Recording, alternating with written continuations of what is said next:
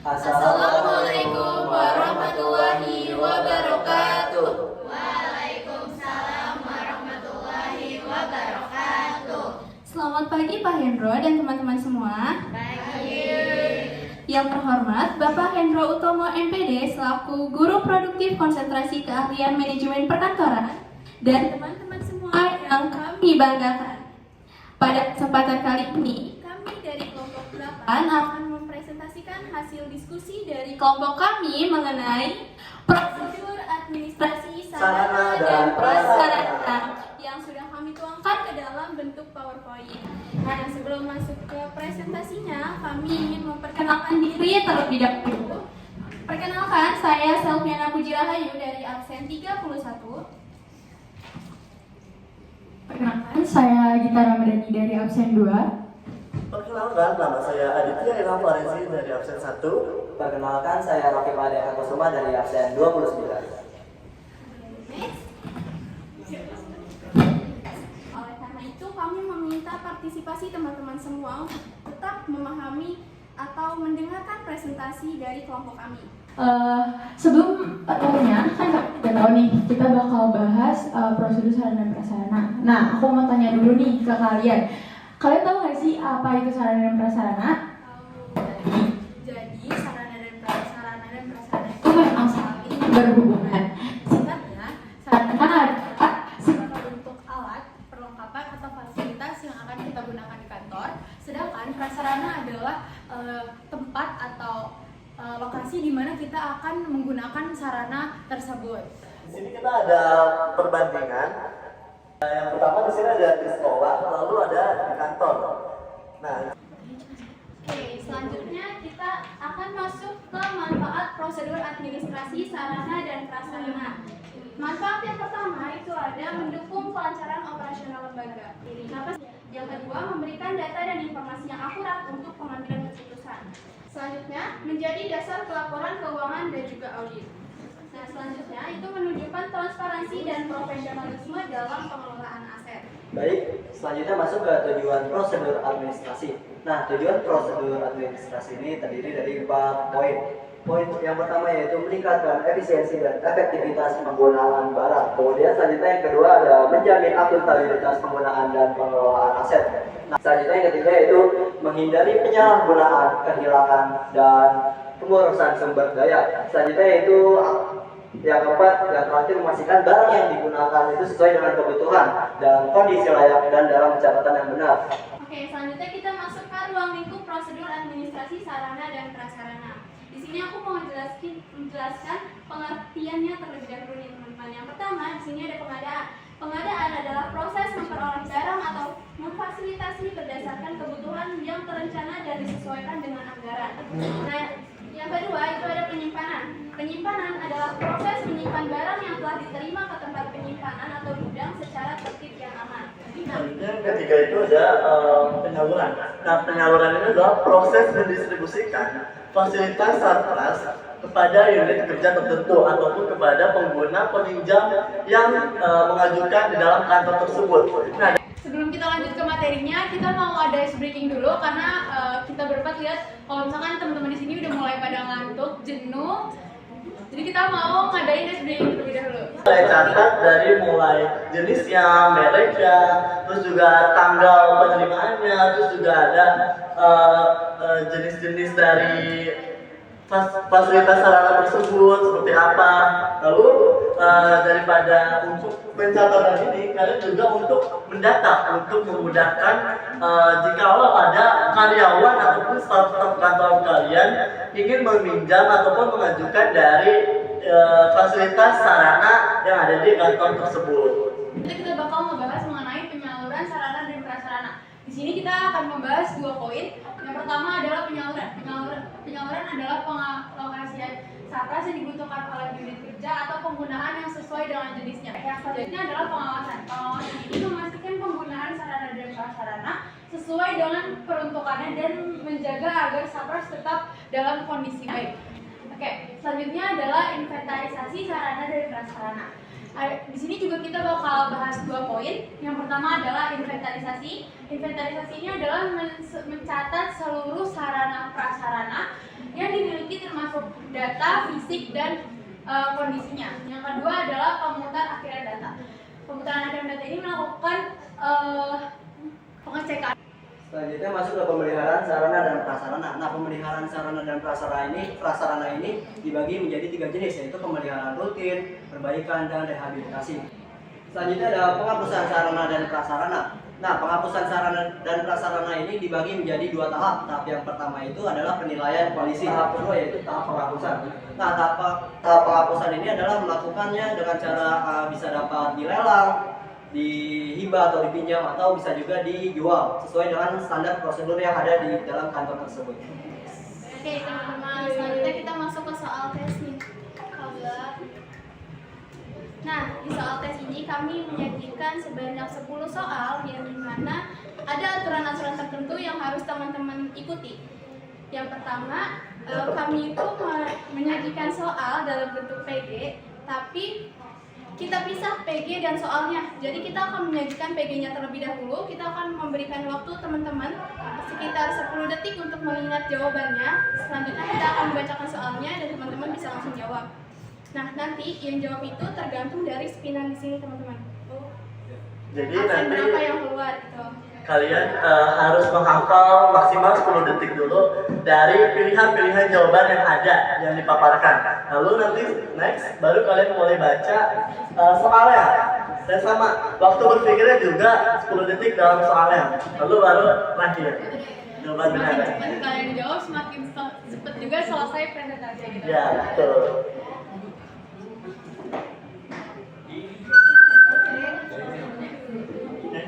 Teman-teman, aku minta tolong buat HP kalian ditaruh dan disimpan. Jangan lihat Ayo, HP, ditaruh. karena aku mau ngetes pemahaman kalian setelah mendengarkan pemaparan materi dari kelompok kami. Betul. Apalagi kita udah nge-share PPT-nya ke grup, pasti mungkin dari kalian juga udah beberapa yang buka, dan tadi juga udah ada notifikasinya. HP-nya ditaruh di meja, terus dibalik gitu teman-teman layarnya. Ya, dimohon Alina untuk meletakkan HP-nya. Soalnya gampang kok jika kalian benar-benar memperhatikan kita tadi. Oke. Ya, itu dibalik HP-nya. Siapa tuh yang jualin? Siapa tuh? Ya, nggak ada. Ada. Kita mau di semua ini teman-teman. Soalnya ya. Ya. Pindit. Bismillah.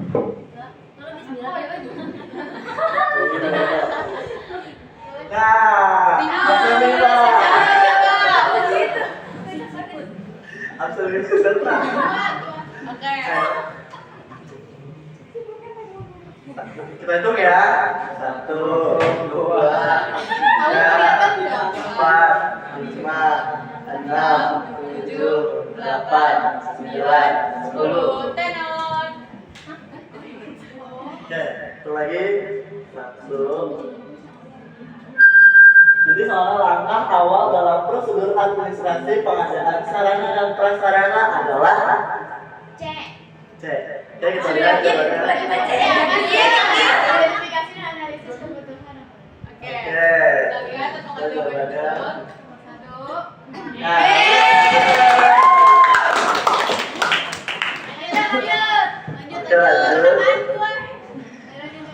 Lanjut. Lanjut. Oke, stop.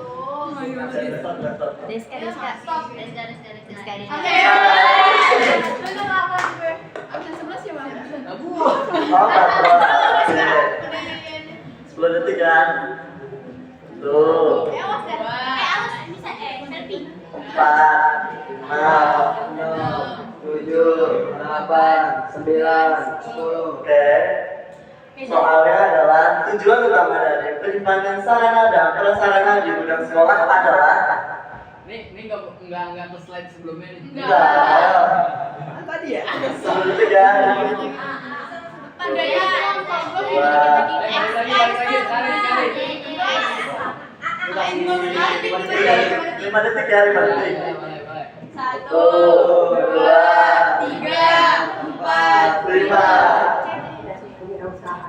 Semangat jalan visi Astatika Presiden Prabowo dan program prioritas dalam ada berita. Prabowo. 1, 2, 3, 4, 5, 6, 7, 8, 9, 10. C. Oke, C ya.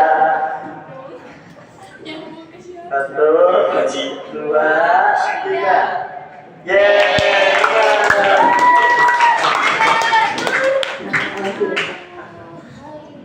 Oke, Cek. tahan dulu. Tunggu, jangan di stop dulu. 1, 2, 3, stop. 16. Absen 20 ada? Ada. Siapa dah? Wilda ya? Kita ingat Fokus dulu pada ABC solusi ya. inovatif di bidang ekonomi dan jelas. Ya kalau mencetak Hijau dan biru dan kreatif. Oke, absen 20 ya. 10 detik dari sekarang. 1, 2, 3, 4, 5, 6, 7, 8, 9, 10. Penyaluran sarana dan prasarana atau unit penggunaan di sekolah dilakukan setelah 1, 2, 3, 4, 5, C. yakin? Yakin. Oke, kita cek ya teman-teman. Ya, betul. Karena ada dicatat dalam inventaris. Oke, next. Sebelum kita stop nih spinnya, ada nggak dari teman-teman yang mau coba? Aku dong mau coba gitu. Ya, oke. Dia jual satu lagi. Stop.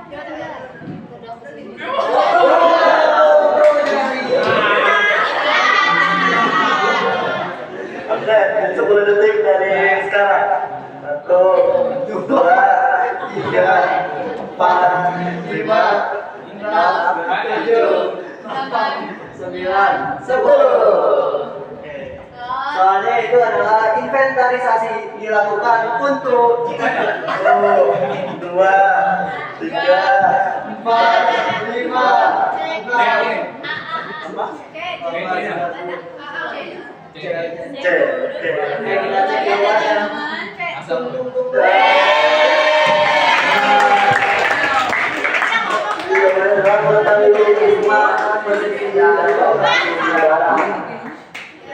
Apa namanya?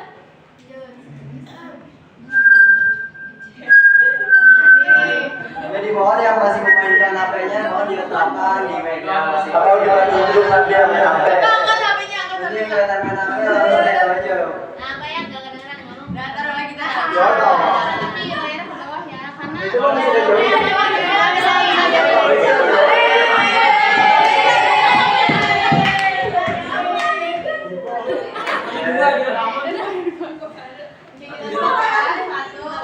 Dua, tiga. Absen Absen 30 siapa? Berarti 10 detik dari sekarang. 1, 2, 3, 4, 5, 6, 7, 8, 9, 10. Soalnya adalah buku yang digunakan untuk mencatat barang-barang inventaris secara rinci disebut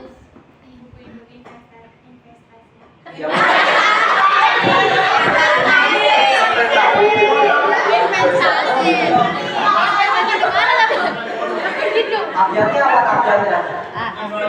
apa tuh soalnya apa nih? Abjad Guys. Kegiatan pemeliharaan sarana dan prasarana bertujuan untuk